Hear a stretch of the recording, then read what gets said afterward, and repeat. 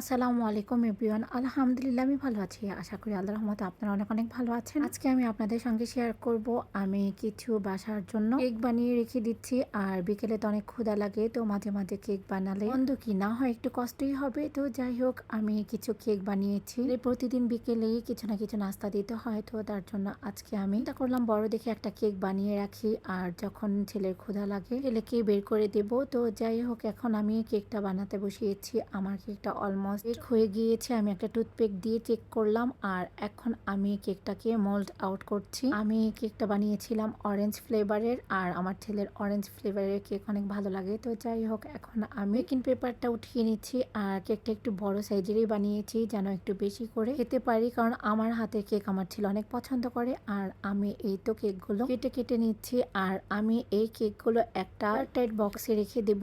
আর ছেলের, আমার আর আমার হাজবেন্ডের যখন খেতে ইচ্ছে করে কষ্ট করে বক্সটা খুলে খাবো। আর এভাবে আমি প্রায় কেক বানিয়ে বক্সে করে রেখে দিই, আর যখন ক্ষুধা লাগে তখনই বের করে খাই। তো দেখতেই তো পারলেন আমি সবগুলো কেক টুকরো টুকরো করে নিয়েছি। মাশাআল্লাহ, কেকটা কিন্তু অনেক সফট হয়েছে, আর কেকটা ভীষণ সুন্দর হয়েছে। আর খেতে মাশাআল্লাহ অনেক অনেক ইয়ামি হয়েছিল। আমি একটু চিকন করে কেটে নিয়েছিলাম কেকগুলো। তো এখন আমি বক্সে রেখে দিচ্ছি। ভাবে আমি 3 থেকে 4 দিনের জন্য এই কেকগুলো রেখে দিব। আর এভাবে কেক আমি প্রায় বানিয়ে বক্সে রেখে দিই। মাঝে মাঝে সকালের নাস্তা বানাই না, এখান থেকে কেক নিয়ে পানি খাই। আর আমার শাশুড়ি আমার হাতের কেক অনেক পছন্দ করে। মাঝে মাঝে সকালে যখন নাস্তা না বানাই, তো মাকে আমি কেক দিই, মা কেক দিয়ে নাস্তা করেন। আমি যখনই মাকে এটা সেটা দিতে চাই, আর মা দেখে আমাকে বলে যে তোমার শ্বশুর যদি দেখতো তুমি এত কিছু বানাতে পারো, তোমার শ্বশুর অনেক খুশি হতো। মার কথা শুনে আমার আব্বুর কথাও মনে হয়ে গেল, আর আমার শ্বশুরের কথাও। কারণ আমি যে কেক বানাতে পারি সেটা আমার আব্বু দেখলে অনেক খুশি হতো।